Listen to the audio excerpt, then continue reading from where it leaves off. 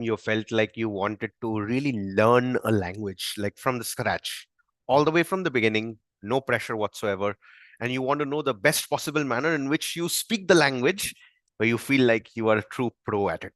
Yeah. In today's episode, we're going to break that entire thing down step by step, one little phrase at a time, starting with English. Now, a language that always holds a majority or group of people together, something that either people can speak, people can understand, people can resonate with. To have such a language in your artillery is always a beautiful thing, isn't it? Now, why are we choosing English? To understand the foundation, if you're able to learn English, you can literally learn any language in the world. That's pretty much possible. I will prove to you by the end of this session. And I will also prove to you how you know more English than you literally feel that you know. It's only when it comes to speaking that's when things becomes a little difficult. But otherwise, you are pretty good at whatever it is that you do. Okay. So we're going to go through one step at a time and try to understand. Now, my history with English has been a little weird one. Just one moment. When it comes to English, for me, it's always been about how much am I able to become fluent at it. It must be in such a manner where every single time I speak, people should feel, oh my God, are you from India or are you from abroad? I mean, the kind of English that you speak is too amazing. Now it's easier to do so because when you speak fast, when you have this little bit of an accent, wonderfully garnished, it always feels like it's too good. But that's not how it is supposed to be, isn't it? English is a language that helps you to connect yourself with people beyond your own comfort zone. So for me, English learning was a mandate because I was in college in Bangalore where I was taunted and blamed and shamed for not knowing good enough English. And the only way I could connect to my professors was through English. They didn't even know how to speak in Hindi. In southern India, when you move anywhere beyond Maharashtra, I'm talking about Kerala, Andhra Pradesh, Tamil Nadu, Karnataka, they the major predominance, the Hindi takes a backseat.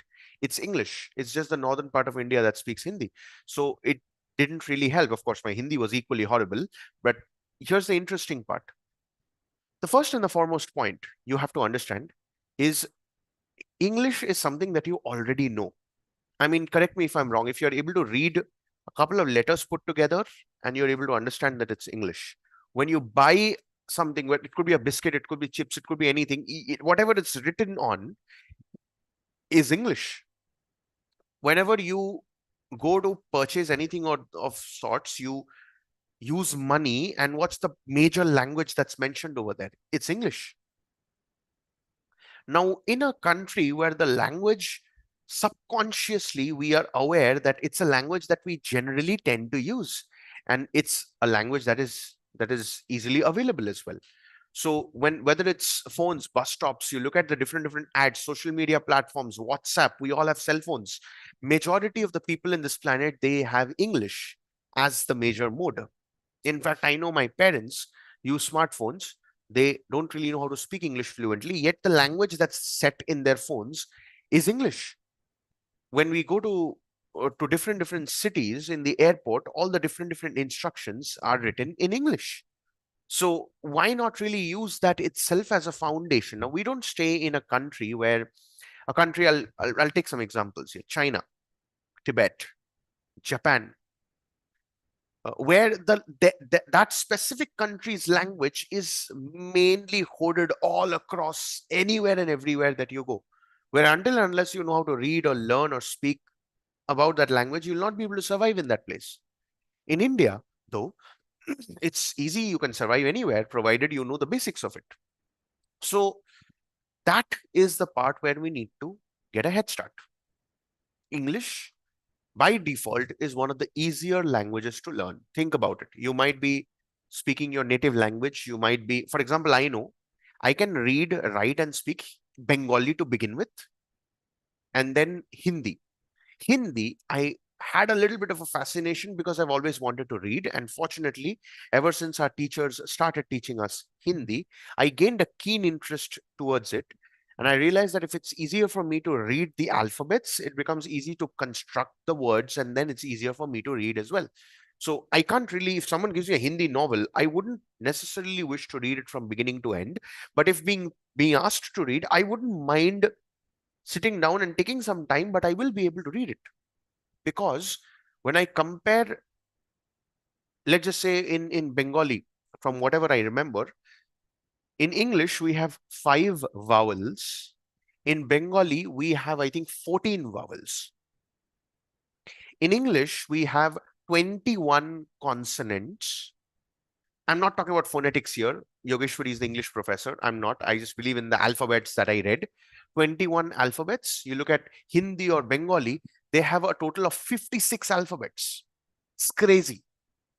So it is, if the language foundations in itself is in that depth. Now, mind you, in Bengali, I still remember there are episodes where you've got what's that called? I think 3 or 4 consonants clubs together to form one unique word or a phrase or some form of a pronunciation. 3, 4 consonants and vowels put together forms a brand new word altogether, which becomes even difficult to write. Pronouncing is in a whole new realm altogether. What's even more dangerous is that when I was in college, a college as in not the dental college, but before that, the college that I joined, we were having a freshers welcome party. In the freshers welcome party, the seniors gave us a very, very interesting task. They said, you have to introduce yourself in one language. The moment you use any other language, you will again have to start all the way from the beginning. Now, majority of my batchmates were from Bengali medium. I think 1 or 2, myself and one more guy, we were from English medium. So for us, it was easy to speak in English because majority of our seniors were also from Bengali medium. So quite obviously, they were very happy that we spoke only English. But when I look at my batchmates, they found it so difficult to come up with words like school or college, because usually in the colloquial manner, the natural raw form of speaking in an urban city, even if you speak in your mother tongue, you insert words like Hindi and English put together. So you don't really necessarily see someone speaking their one particular monotone language all the way throughout. Knowingly or unknowingly, English is already a part of our language. All the more why it becomes easy when you learn it. And it's not that difficult, it's just that you have to start speaking about it. So now that we've established that English is literally the easiest language to learn, let's dive deep into the methods to learn. Now, over the next couple of lives, hopefully the next 3 lives, like this is the basic one where I'll be covering the exact basic elements that I used in order to become fluent in English. In the intermediate one, where we will learn how did I discover my accent, how did I get into these different phrases or the vocabulary and all those things, how did I improve that? That's what we'll be covering there. And then the final live on the English series is going to be mastery to such an extent where you can literally speak on anything and everything using that one unanimous language. And what I believe is if I can become fluent at a Bengali, in Hindi, at an English, I can literally become fluent in any language. Like at this point of time, I think I can speak enough Kannada and Tamil that can help someone understand what am I trying to say. So in a place when I go to a Bangalore or a Chennai, I necessarily do not suffer because of the fundamentals that I know.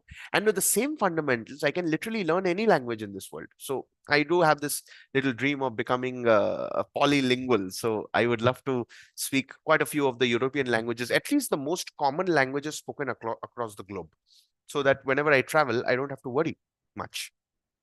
Coming back, let's understand the techniques and methods. So when I realized when I was in college back then, okay, there's nothing that I can do. Now I have to learn English if I don't know. And even if I ask for help, people end up laughing. So the first thing is to understand, okay, if I have to find out who are the best speakers, it becomes easy for me to learn. So back in 2016, this Geo had come up. So they had given us a free SIM, which has 1 GB of internet per day. So I can consume as many videos as possible. So there were these couple of channels which I was watching. TED Talks, Mind Valley Talks. Just recently, only some podcast series had just started where people teach a certain topic in English. So every day I would spend around an hour and a half just to listen to people speaking in English.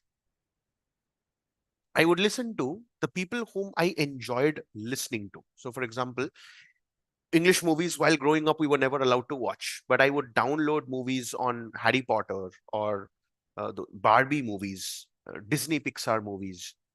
Back then, TV series had just started, Netflix had just launched in India.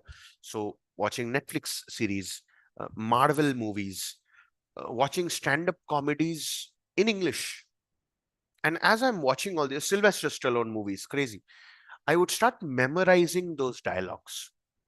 Now we all have our favorite movies and shows and all, right? And we remember those different dialogues that exists from there. So as I started watching them more and more and more, I realized even if I try to just model and mimic, it's easy. It's possible for me to do it. So I would go about, it ain't about our sunshines and rainbows. The world's a mean and a nasty place, and I don't care how good you are. It's gonna beat you to your knees and let you be there. You, me, or nobody can hit as hard as life. But it ain't about how hard you hit. It's about how hard you can get hit and keep moving forward. It's about how you can take things and keep moving forward. That's how winning is done.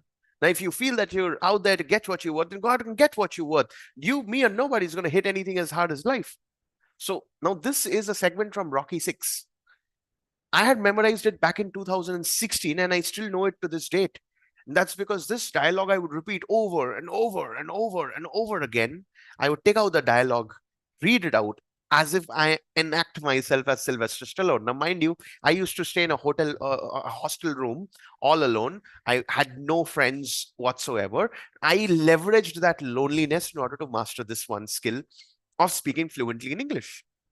What's the other thing I did? I started reading a lot of books. And I'm not talking about fiction here, full-fledged non-fiction. So when I would read, let's just say, How to Win Friends and Influence People, and look at all those different stories, I would read them out in such a manner. Let's just say, if President Clinton or President Lincoln was reading something out, I would read as if I am the president. I'm embodying the president and reading them out. So that way, my modeling and mimicking and speaking completely got amalgamated perfectly to such an extent where, as I'm reading those words, mind you, I didn't read to remember, I read to learn. So it was not just about reading the story; it's also trying to imagine how the writer wants me to understand as I'm reading the story, and then I can enact them out in my own way. I would Parallelly, I was also learning a lot of Hindi. So while I'm listening to a Hindi stand-up comedy or whatsoever, I would translate and try to enact the same in English. And I would say a couple of jokes, or back then I had a girlfriend, so I would tell her the joke and then her friends the joke. Whatever I learned in Hindi, I would actually translate it into English and say.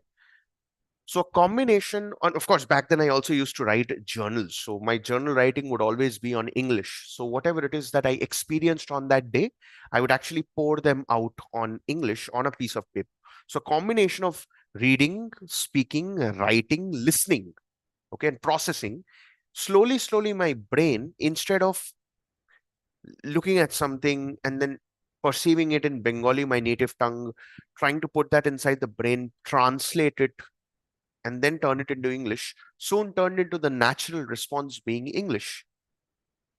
Now, that ensured that the kickstart happens. And that is the majority of the thing. You look at any of the aeroplane or rocket, they burn 80% of the fuel just by getting a head start. The same way, any new language, it's only when you start speaking, the first ounce of speaking, it's going to take the most of the energy out. But once you do so, you soon begin to realize that things starts falling in place. Now, this is the same concept that I applied for, whether it was Bengali, I knew because I speak in with my parents in Bengali, but Hindi, English, Kannada, Tamil. Right now, I'm learning Spanish a little bit. Same concepts apply. The more you start speaking, the easier it becomes. So that's the process in which you learn.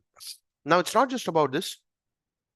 The more you do things that you enjoy, and if you're able to connect that, it makes it easy. So, for example, in our house, from childhood, I'm very blessed that we never really watched cartoon in any other language other than Hindi, English. Although there were a brief period of time when the channels would by default change their languages to Hindi and all, and it wouldn't feel that good. But growing up, Cartoon Network, Pogo, and all, we watched it in English. Okay, sports. We always have sports commentaries in English, no other language. And that's pretty much because you will not see any other language in this world other than English where non-English, like English words are not used.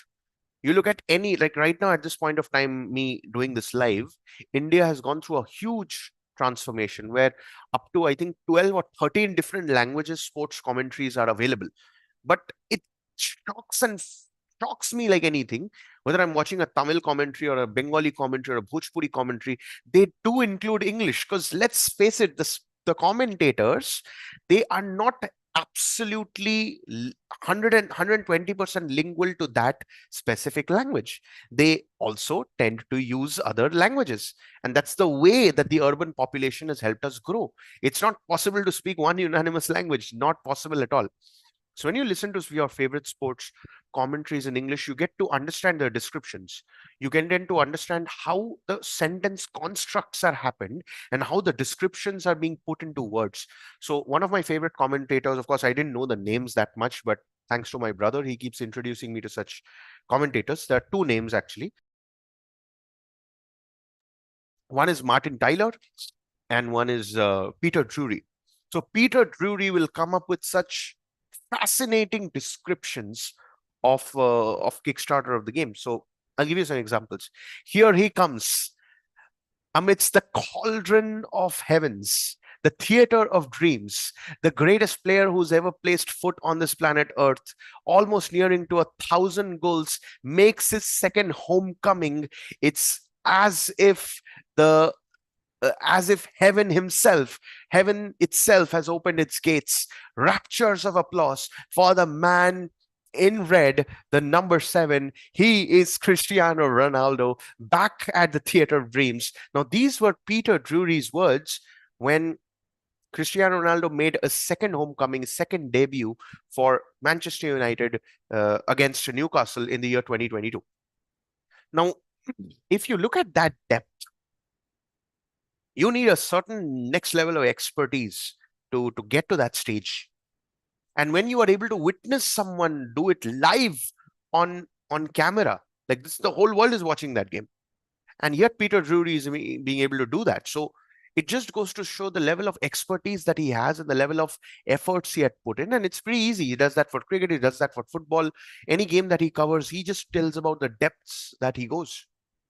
So it's pretty possible. My brother and I remember when we used to play cricket in our courtyard, we would always do these mock commentaries. Like I would ask him, he would ask me while we are batting and bowling.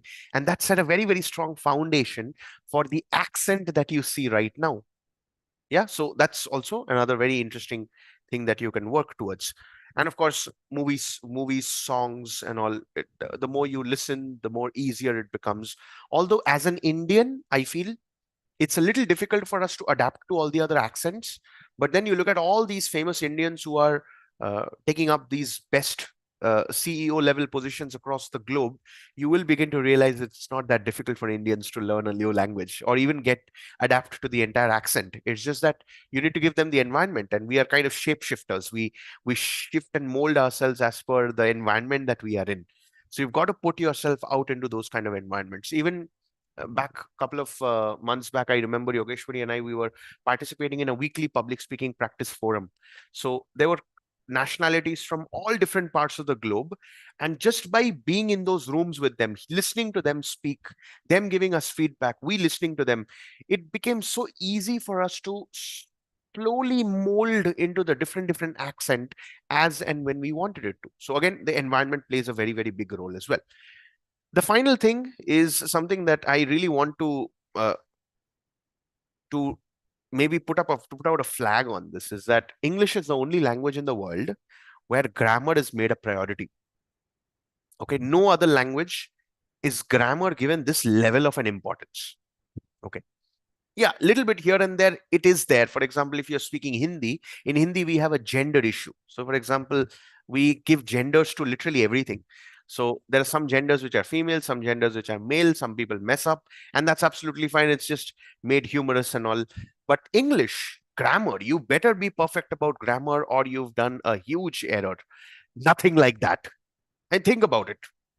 You look at your native tongue and the natural flow of communication that you have, perhaps with your parents, perhaps with your friends. You look at some of the biggest abusive words in the Hindi or any of your native tongue, it doesn't make any sense, no logical sense. Like, I can't take certain examples because it might turn out to be, I mean, I don't want YouTube to take out my video or whatever, but you look at some of the let's take the most famous abusive word that you usually used to use or you used at some point of time. You try to deconstruct the meaning and you will see that it doesn't make any sense. So why do we put so much of stress on grammar? Now, over a period of time, what I realized is only and only you're not just afraid of speaking English, rather, you're thinking, oh my God, I will not be good in grammar. So, grammatical errors will be there.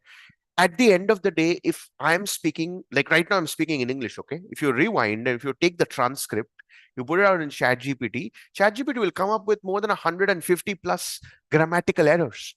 Does that matter? Whatever I'm saying, is it going into your eyes, ears, and soul? Am I able to hit you right here? If that's done, then my job is done. I don't have to be perfect on grammar. Now, that doesn't mean that I won't improve, but try and understand until unless you're confident enough to start speaking the language, to start writing the language, to start reading the language, do you seriously think you will be able to become fluent at it, even grammatically good at it? Rather, learning a language is an endless game. In fact, the more you learn, the more you realize that there's so much more to know. So as you get to that stage, when you get to that 20% of mastery that is going to take care of 80% of your entire conversation, you can slowly improving, continue improving as you grow. Now, how do you make sure that you do that? Well, the first and foremost, I mean, I'm just going through the points here. The the idea here is to naturally allow grammar to take over. So for me, I have been horrible at grammar. In fact, I think I've joked this in the past as well. My goat will always jump across the river, over the river, above the river, okay? Or some weird things. It'll be into the river, okay, or across the river. Weird punctuation, or what's that called? Preposition, I guess. Yes. Now, that doesn't necessarily mean that I didn't get to speak on TEDx. While delivering my speech, also there have been certain issues, some certain errors. But that's the beauty, that's the magic of English, that as and when you speak, we human beings have such strong antennas that you will get to hear a good figure of speech or a good use of word. There's a natural tendency to use it as per your requirement. So you don't have to become perfect at grammar. As you continue speaking, you just have to keep your antennas open, and then automatically you will start learning those words. Now, I'm sure there are quite a lot of words that you and I use, even though we are not the most fluent speaker, English speaker. We're not the Shashi Tharoor or a William Shakespeare, although William Shakespeare was the most grammatically inconsistent person on the planet, is what I believe. They wasted our 9, 10, 11, 12 and forcing us to read Shakespeare, while we would have read something far better, maybe an Indian author. But again, that complaint is for a future episode. As and when you learn certain words which just catches your attention, you automatically can find the meaning and learn how to use that word in a proper phrase. So I'll give you a couple of words. I love the word rendezvous. Now, I don't know, it's a Spanish word or something, but the spelling of it is rendezvous, okay, which complicates the word meeting. It's a synonym for the word meeting.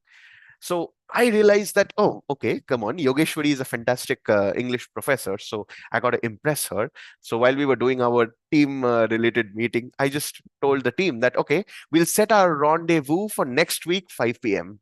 And like, Surya, rendezvous. Wow. From where did you learn this word? I said, no, I'm just trying something new. And Yogeshwari's expressions as, new word. Huh? So now that was my motivation. I'm sure you will also find your set of motivation, whether it's to impress your boss, your better half, whether it's to impress your junior, your seniors, your team members, colleagues, whatever it is. You will find your motivation, and that motivation itself will pull you to learn more and more words. And that's the beauty about any language. When you realize that you can speak a language, whatever it is that you are trying to speak, the other person is able to understand. Whatever the other person is trying to tell you, you are able to understand. That itself acts as the natural motivation for you to become better at that language. Yeah. So couple of very important things that I want you to keep in mind as you are learning from this episode. The first is start a conversation with any AI tool. You can use ChatGPT, the voice feature. You can use Perplexity, the voice feature, Gemini, Notebook LM. It's a crazy, crazy tool where you can set the language, get into the conversation, and just hop in, do this 10 minutes a day, 15 minutes a day. Now it's become easier than ever before. Number two, tune into the most favorite topics that exist. If you like watching movies, watch movies in English. If you like listening to songs, search for good English songs, and I'm sure you're going to enjoy them. If you like listening to people talk, find good podcasts so you're going to learn something new, learn them in English, model and mimic them. And finally, start some form of a holistic methodology of learning the English. So for 2026 onwards, I'm kickstarting my journaling once again. I started this back in 2010, and then till 2018 I wrote. Last 6 7 years I haven't.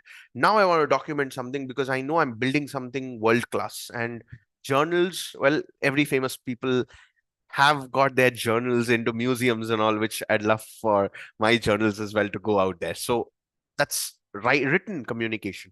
Speak it out. You can literally take a voice recorder and record yourself speaking, even if it's broken. If you even if you want to mix 2 3 languages put together, absolutely fine, as long as you are attempting to become better and better. And here's a third one, very interesting one. My brother and I decided when we finished our 12th, we looked at our cousins stay in Bangalore, and they speak amazing English. So the way that they would speak such amazing English, like at a time they would speak English, we would feel like, oh my God, what fantastic English that they're speaking. So my brother and I decided that we are going to speak to each other only and only in English. To this day, we continue the same habit that started from 2013, and right now it's what 2026 is going to happen. So 13 years we've been continuing that habit. So you got to find yourself someone who speaks only that language. I remember once I had a girlfriend, as in a just long distance girlfriend from the country of Colombia. I met her through this platform called okcupid.com. So she knows only 2 languages, Espanol, and Espanol is Spanish, and English, broken. So back then I was also learning English. So she spoke broken English. I spoke broken uh, whatever. I mean, my English was also equally broken. But then we understood whatever that was going on. We used to do video calls. She would speak her broken English. I would speak my broken English. We still blushed at each other, and we kept the call. But that didn't stop us from improving the language. So you've got to find someone who speaks the language, makes it easy for you, and then both of you can speak together. If you got a sibling, great. If you got a colleague, even better. If you got a manager who speaks with you only in English, even better. And even latest right now, you can use AI and all these tools to work yourself through. So let's get started with your English. See, for me, it took me around 6 months to get into a decent level. I mean, the first 20%, and then it was only about growth. Now it's going to take you literally 90 days. If you consistently do this every single day for 90 days, your life will never be the same. So that's about today's episode. Today was the basic session on English fluency. In the next episode, we're going to go into the intermediary stuff. This is when I will guide you through on every single activity that I did, which added more layers to become more proficient. So, how do you think in English? How do you really craft sentences in English? How do you describe things? How do you add all those emotions and express yourself exactly whatever it is that you're feeling? How do you improve your vocabulary? All those things is what we will be covering in the next live, which is all going to be the intermediary of learning how to become fluent in English. And then we have a final session on mastery. Now, this is a part of the 3-part series that Yogeshwari kind of asked me to talk about it as per one of the requests of our students as well. So probably she's going to use these episodes in some way or the other. I'm not so sure. But once these episodes are done, you will be you have a crystal clear path to follow in terms of your English fluency journey. By the way, this is not just for English fluency. This is universally applicable for any language. In fact, to such an extent where right now I've asked Yogeshwari to teach me Tamil, and because she's so comfortable at speaking in English with me, she chooses not to speak in any other language. So I don't care. I'm going to learn Tamil all by myself with the help of AI using the exact same methods that I mentioned here. Like, I'm already a big fan of uh, Talaiva. So uh, I know that I can understand Tamil very beautifully. I'll continue to become as fluent as I am in English for Bengali, Hindi, and now Tamil as well. So that's inevitable. I wish the same for you as well. See you in the next live. This is Dr. Surya. Love you so much.